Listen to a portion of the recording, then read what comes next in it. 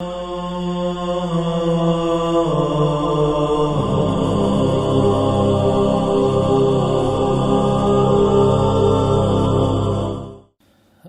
باللہ من الشیطان الرجیم بسم اللہ الرحمن الرحیم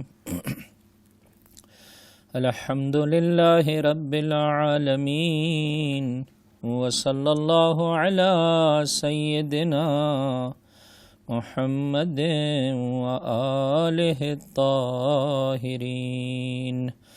اللہم کن لولیک الحجۃ ابن الحسن صلواتک علیہ وعلی آبائہ فی ہذہ الساعہ وفی کل ساعة وليا وحافظا وقائدا وناصرا ودليلا وعينا حتى تسكنه أرضك طوعا وتمتعه فيها طويلا اللهم إنا نرغب إليك في دولة كريمة تعز بها الإسلام وأهله وتذل بها النفاق وأهله وتجعلنا فيها من الدعاة إلى طاعتك والقادة إلى سبيلك وترزقنا بها كرامة الدنيا والآخرة۔ اے داؤد علیہ السلام کے لیے لوہے کو نرم کرنے والے پروردگار، اے ایوب کو سخت ترین مصیبتوں سے نجات دینے والے پروردگار، اے جناب یعقوب و جناب یوسف کے غم و اندوہ کے دور کرنے والے پروردگار، تو محمد اور ان کی آل پر ایسے درود نازل فرما جس طرح سے تو صالحین پر درود نازل فرماتا ہے، اور میرے ساتھ وہ سلوک کر جس کا تو اہل ہے، وہ سلوک نہ فرما جس کا میں اہل ہوں۔ اے میرے پروردگار، ماہ مبارک رمضان ختم ہوا چاہتا ہے، یہ آخری راتیں، فرمایا کثرت سے پروردگار متعال سے طلب کر، اے پروردگار اگر ابھی تک تو نے مجھے معاف نہیں فرمایا تو آج کی شب میں مجھے سعداء اور کامیاب ہونے والوں میں سے لکھ دے۔ میرے پروردگار میں پلٹنا چاہتا ہوں، تیری بارگاہ میں واپس آنا چاہتا ہوں۔ ماہ مبارک رمضان کے تحفوں میں سے عزیزوں ایک اہم ترین تحفہ جو حضرت نے خطبہ شعبانیہ کے طفیل مجھے اور آپ کو دیا، فرمایا اپنے ماتحت کی نسبت سے سخت گیری نہ کر۔ اگر کوئی شخص اس ماہ میں اپنے ماتحت کی نسبت سے سخت گیری کو چھوڑ دے، کل کو پروردگار قیامت میں حساب و کتاب کے مرحلے میں اس کے ساتھ سخت گیری نہیں کرے گا۔ آؤ عزیزو، چاہتے خدا کی رحمت میرے اور آپ کے شامل حال ہو جائے۔ اگر ابھی تک غفلت کی نیند میں تھے عزیزو، اب بیداری کی جانب آگے بڑھیں۔ خداوند متعال سے ان آخری شبوں میں گڑ گڑا کر اپنے لیے معافی کو طلب کرے، اس قابل ہو سکے کہ زمانے کے امام کے جانثاروں میں ہمارا شمار ہو سکے۔ جو بھی ماتحت ہے عزیزو، امپلائی ہو، کسی بھی حوالے سے بہرحال آپ کے زیر سایہ ہے، اس کے ساتھ ان ایام میں سخت گیری کو چھوڑ دیجئے تاکہ کل کو قیامت میں پروردگار متعال حساب و کتاب کے مرحلے میں میرے اور آپ کے ساتھ آسانی فرمائے۔ میرے چوتھے امام کی یہ سیرت تھی۔ ماہ مبارک رمضان میں غلاموں اور کنیزوں کی نسبت سے اگر ان سے کوئی خطا سرزد ہو جائے آپ کچھ بھی نہیں کہتے تھے، یہاں تک کہ جب ماہ مبارک رمضان کی آخری شب نمودار ہوتی تھی تمام غلاموں اور کنیزوں کو جمع کرتے تھے اور پھر ان سے کہتے تھے تم نے اس ماہ میں خطائیں کی، تمہارے مولا نے آقا نے کچھ بھی نہیں کہا، قبول کرتے ہو؟ کہا آقا ہم قبول کرتے۔ کہا اب جو میں تمہیں طریقہ کار سکھا رہا ہوں اس طرح سے رب کی بارگاہ میں میرے ساتھ ساتھ بولتے چلے جاؤ اور کہو اے زین العابدین، جس طرح سے تو نے ہمارے اعمال اور خطاؤں کا احسا کیا ہے، پروردگار متعال نے بھی تیرے اعمال کا احسا کیا ہے، اگر خدا کی بارگاہ سے معافی چاہتا ہے تو ہم سے صرف نظر کر ہمیں بخش دے۔ روتے چلے جاتے، فریاد بلند کرتے چلا جاتا ہے میرا مولا، اور آخر میں فرماتے میں نے تمہیں معاف کیا، دیکھو میں اس طرح سے تمہارا مولا اور آقا نہ بن پایا۔ تڑپ کے کہنے لگتے تھے غلاموں کنیز آقا ایسا مت کہیے، آپ ہمارے بہترین آقا ہے۔ کہتے تھے پروردگار کی بارگاہ میں یوں کہو جس طرح سے زین العابدین نے ہمیں بخش دیا، اے پروردگار تو اپنے اس بندے خاص کی باریابی اپنی بارگاہ میں قبول کر لے۔ عزیزو پھر ان دنوں میں میرا مولا ان غلاموں اور کنیزوں کو آزاد فرما دیا کرتا تھا، حتیٰ روز عید فطر اتنا کچھ انہیں دیتے تھے کہ وہ اپنے پیروں پر کھڑے ہو سکے اور ان کو کسی کے سامنے ہاتھ نہ پھیلانا پڑے۔ 1 سال سے زیادہ میرا مولا غلاموں کو اپنے پاس نہیں رکھتا تھا۔ اس سخت ترین زمانے میں عزیزو میرے مولا نے یہ کیا طریقہ کار انتخاب کیا کہ جس کے ذریعے سے دین مبین اسلام کو پھیلایا۔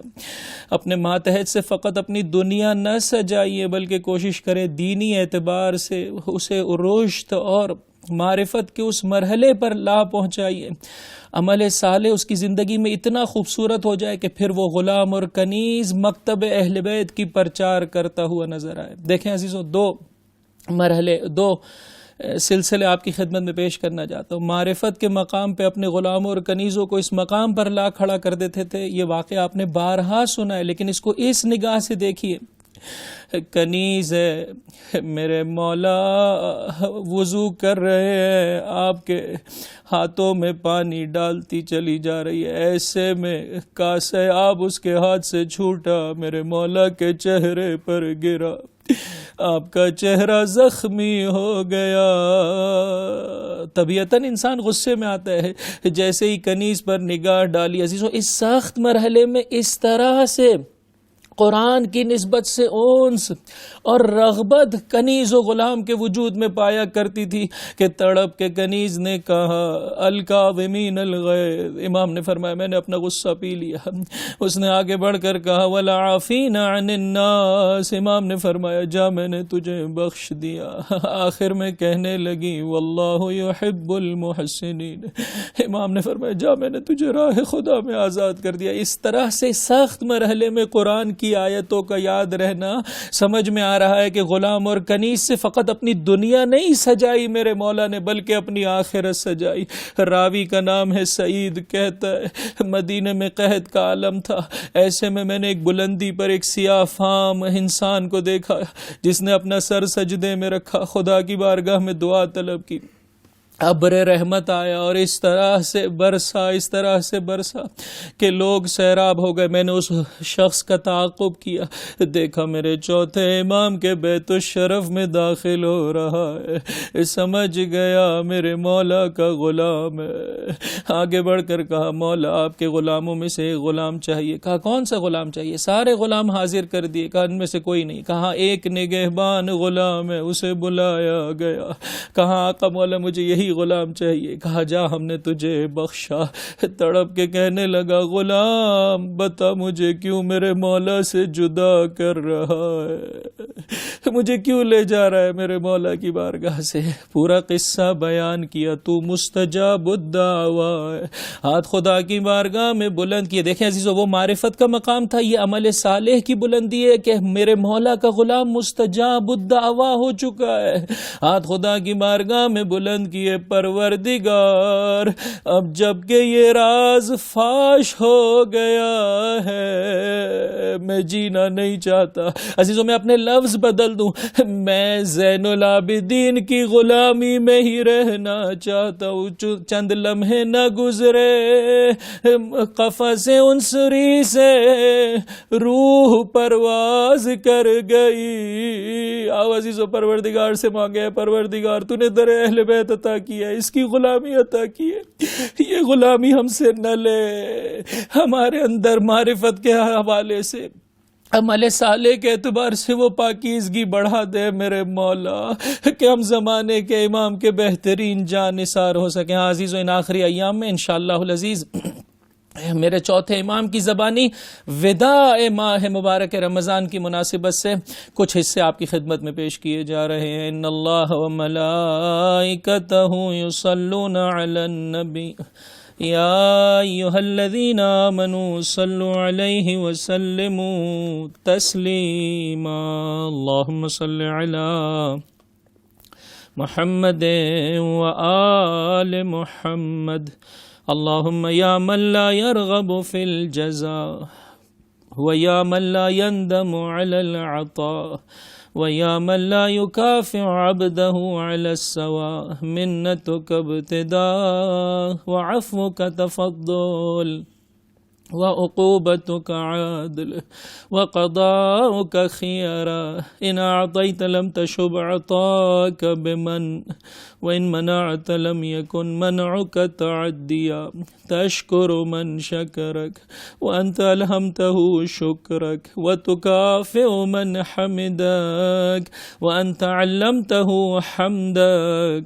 تستر على من لو شئت فضحته وتجود على من لو شئت منعته وكلاهما أهل منك للفضيحة والمانع غير أنك بنيت أفعالك على التفضل وأجريت قدرتك على التجاوز وتلقيت من عصاك بالحلم ومهلت من قصد لنفسه بالظلم. تستنظرهم بأناتك إلى الإنابة وتترك معاجلتهم إلى التوبة لكي لا يهلك عليك هالكهم ولا يشقى بنعمتك شقيهم إلا عن طول الإعذار إليه وبعد ترادف الحجة عليه كرما من عفوك يا كريم وعائدة من عطفك يا حليم.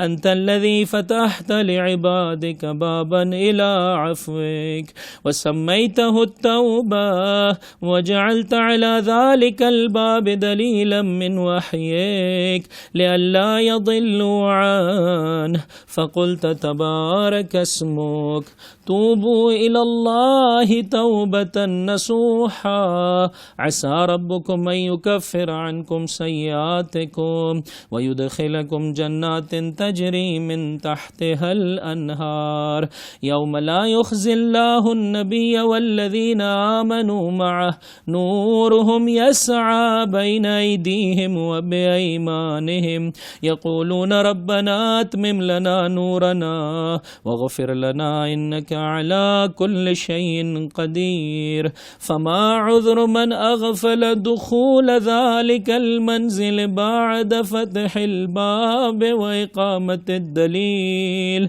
وأنت الذي زدت في الصوم على نفسك لعبادك تريد ربحهم في متاجرتهم لك وفوزهم بالوفادة عليك والزيادة منك فقلت تبارك اسمك وتعاليت. من جاء بالحسنة فله 10 أمثالها ومن جاء بالسيئة فلا تجزى إلا مثلها وقلت مثل الذين ينفقون أموالهم في سبيل الله كمثل حبة أنبتت 7 سنابل في كل سنبلة 100 حبة والله يضاعف لمن يشاء وقلت من ذا الذي يقرض الله قرضا حسنا فيضاعفه له أضعافا كثيرا وما أنزلت من نظائرهن في القرآن من تضاعيف الحسنات۔ اے اللہ، اے وہ جو اپنے احسانات کا بدلہ نہیں چاہتا، اے وہ جو عطا و بخشش پر پشیمان نہیں ہوتا، اے وہ جو اپنے بندوں کو ان کے اپنے عمل کے مقابلے میں نفعت الاجر نہیں دیتا۔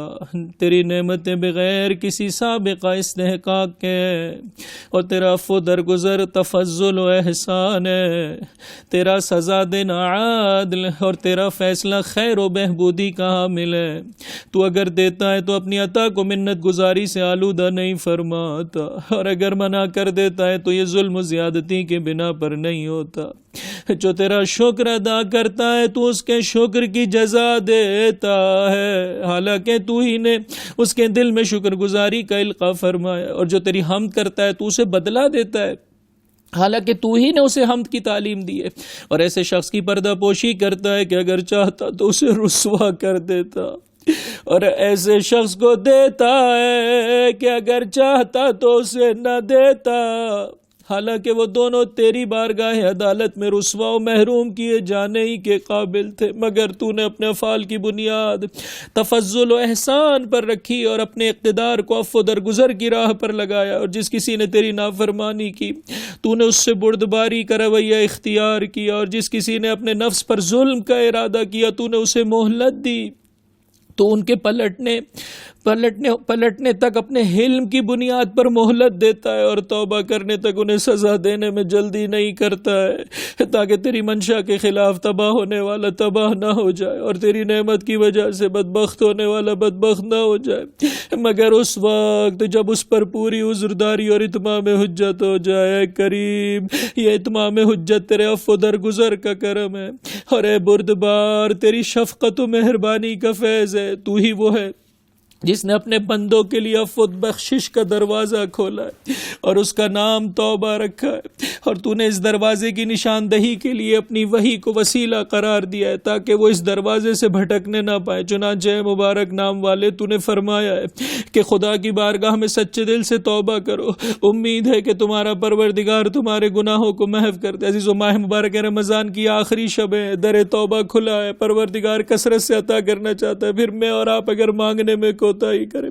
تو اس سے بڑی بدقسمتی کیا ہوگی۔ توجہ سے خدا کی بارگاہ میں سچے دل سے توبہ کرو، امید ہے کہ تمہارا پروردگار تمہارے گناہوں کو محو کر دے اور تمہیں اس بہشت میں داخل کرے جس کے محلات و باغات کے نیچے نہریں بہتی ہے۔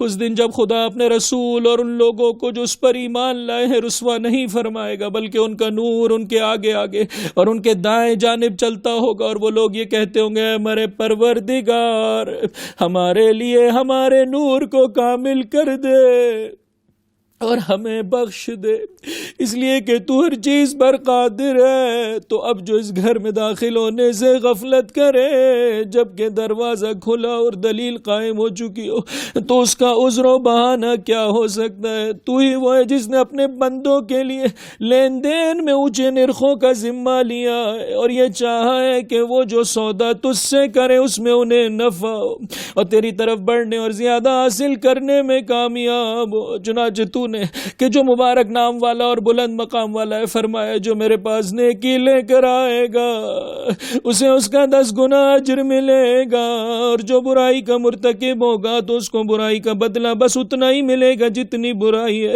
اور تیرا ارشاد ہے کہ جو لوگ اللہ کی راہ میں اپنا مال خرچ کرتے ہیں ان کی مثال اس بیج کی سی ہے جس سے 7 بالیاں نکلے اور ہر بالی میں 100 دانے ہو، اور خدا جس کے لیے چاہتا ہے دگنا کر دیتا دیتا ہے. اور تیرا ارشاد ہے کون ہے جو اللہ کو قرض حسنہ دے تاکہ خدا اس کے مال کو کئی گنا زیادہ کر دے. اور ایسی ہی افزائش حسنات کے وعدے پر مشتمل دوسری آیت ہے کہ جو تو نے قرآن کریم میں نازل فرمائی اجرکم علی اللہ، یہ غلامی انسان کو کیا بلندی عطا کرتی ہے. عزیزو خدا سے مانگیے پروردگار اہل بیت کی غلامی سے کبھی اس عظیم ترین افتخار سے پروردگار مجھے کبھی محروم نہ رکھنا.